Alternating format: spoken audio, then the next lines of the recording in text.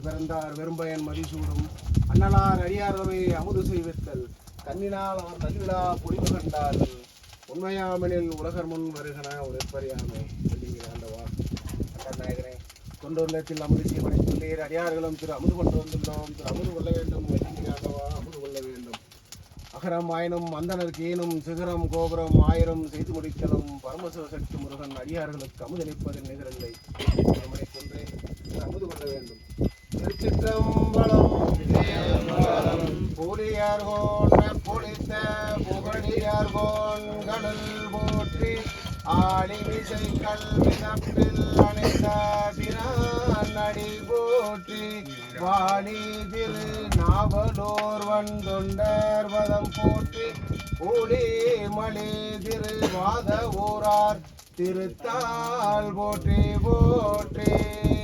சிறியதனோ